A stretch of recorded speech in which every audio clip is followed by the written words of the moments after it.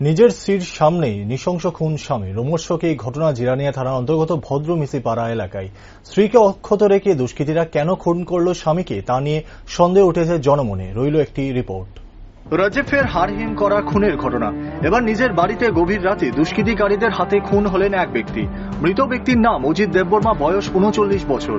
ঘটনা জিরানিয়া থানার অন্তর্গত ভদ্রমিসি পাড়া এলাকায়। জানা যায়, পেশায় বেসরকারি সিকিউরিটি গার্ড অজিত প্রতিদিনের মতো সোমবার রাতেও স্ত্রী কন্যা নিয়ে খাওয়া দাওয়া শেষ করে নিজ ঘরে ঘুমিয়ে পড়েন। এরই মধ্যে রাতে কোনো এক সময় কয়েকজন দুষ্কৃতিকারী সশস্ত্র অবস্থায় তার ঘরে প্রবেশ করে তাকে নৃশংসভাবে খুন করে নিরাপদে গা ঢাকা দেয়। ঘটনার সময় ঘরেই ছিলেন তার স্ত্রী ও কন্যা। তাদের বক্তব্য, দুষ্কৃতিকারীদের কাউকেই চিনতে পারেনি তারা। পরে অজিতের স্ত্রী কন্যার চিৎকারে প্রতিবেশীরা ছুটে এসে প্রত্যক্ষ করেন বিছানার মধ্যে রক্তাক্ত অবস্থায় পড়ে রয়েছে অজিতের নিথর দেহ। বিষয়টি প্রত্যক্ষ করে স্থানীয়রা খবর দেয় পুলিশ প্রশাসনকে।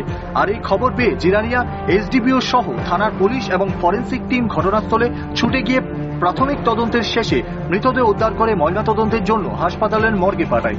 এসডিপিও আশাবাদী সহসায় মূল অভিযুক্তকে গ্রেফতার করতে পারবে তারা। ঘটনাটা কি হয়েছে? আজকে ভোর 4:12 নাগাদ আমাদের কাছে একটা ফোন আসে যে জিরানিয়া থানা স্থিত ভদ্রমিসি পাড়াতে একটা মার্ডার হয়েছে। অ্যাকর্ডিংলি আমরা আসি। আসার পর আমরা দেখতে পাই যে ঘরের মধ্যে একটা ডেড বডি পড়ে আছে। সেই হিসেবে আমরা এখন ইনভেস্টিগেশন করছি। দেখা যাবে, ফরেনসিক টিম এসেছে, আমাদের ইনভেস্টিগেশন চলছে। তো আমরা আশা করি খুব তাড়াতাড়ি মূল আসামিকে গ্রেফতার করতে পারব। এটা কি রক্তাক্ত পাওয়া গেছে নাকি? হ্যাঁ। কি দিয়ে করেছে? এটা কি কিছু পাওয়া গেছে? বডি দেখে তো মনে হচ্ছে যে ওটা কোনো ধারালো অস্ত্র দিয়ে ওকে আঘাত করেছে, তার ফলে ওর মৃত্যু ঘটেছে। পুলিশ কুকুর আসেনি কেন? পুলিশ কুকুর আমরা বলেছিলাম পুলিশ কুকুর অসুস্থ আছে, তাই আসতে পারেনি। এদিকে পরিবারের লোকেদের দাবি অজিতের কোনো শত্রু নেই। এরপরেও কেন তাকে খুন করা হলো সেই বিষয়ে তাদের মনেও রয়েছে যথেষ্ট সন্দিহান। মৃত অজিতের ভাই জানান, আমি বাড়ির কাছে থাকার পরও আমাকে এই ঘটনার খবর দেওয়া হয়নি। তিনি বলেন, খাটের বিছানায় রক্তাক্ত অবস্থায় তার ভাইকে বালিশ চাপা দিয়ে রেখেছে।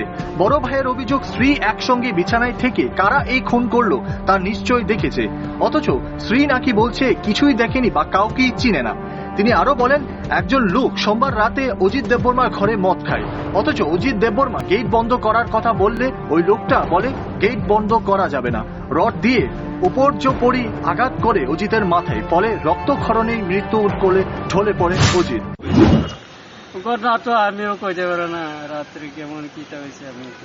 আজকে সকালে আপনারা কি অবস্থা পাইছেন? বা আজকে সকালে আমার 3:27 ফোন করছে। আমার মন ফুটে থাকে যে আমার ভাই ইনো ফোন করছে, ওই যেটা মরাইনার ঘরের লোক। আমরা কাছাকাছি, কিন্তু এরপরে আমার ফোন না কইরা এদিকে ফোন করছে পরে আমার ভাইয়ের বউ আমার ফোন করছে, কইরা জানাইছে এমন অমান হয়েছে। আপনি গিয়া বাইরে কি অবস্থা পাইছেন?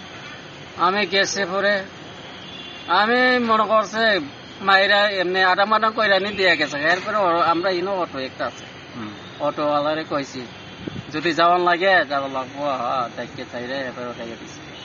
এরপরে আয়া ঘরে দুঃখা দেখছি বালিশটা এমনি দেখতে রয়েছে মাথা খুলে। এটা কি ঘরের মধ্যে মারা হয়েছে ওনারে? ঘরের মধ্যে খাদের, একদম খাদের। আচ্ছা, ওই সময় তো মানে বাড়িতে কে কে আসছিল? বাড়িতে তাইনের স্কুটি আছে। না, বাড়ির লোকজন কে আসছিল? বাড়ির তাইনের বউ আছে, বাচ্চা একজন আছে। ওনার বউ দেখছেনি বিষয়টা? কে বিষয়টা দেখতো না কিরে, এক লগে থাকে কি বিষয়টা দেখতো না, কোনো সম্ভব নেই। কে মারছে ওনারে? আপনার বাইরে কে মারছে? আমার বাড়িটারে কেটা মারছে না মারছে এটা তো আমি কইতে পারি না। হ্যাঁ, কার উপরে সন্দেহ হয়? সন্দেহ তো আমি কখনো পর্যন্ত আমি সন্দেহ করতে পারি না। এই তো ওনার মিসেস বাড়িতে আসলো, উনি তো দেখছে, ওনারে জিজ্ঞাসা উনি তো কইতেছে কিটা আমি কোনো বুঝতে পারছি না, আমি দেখেই না, চিনেই না, জিরো পাওয়ারটা দেওয়াই না, অন্ধকারের মতো ইয়া থাকে। ঘটনাটা কোন সময় ছিল? ঘটনা এটা শিওর কেউ কইছে না।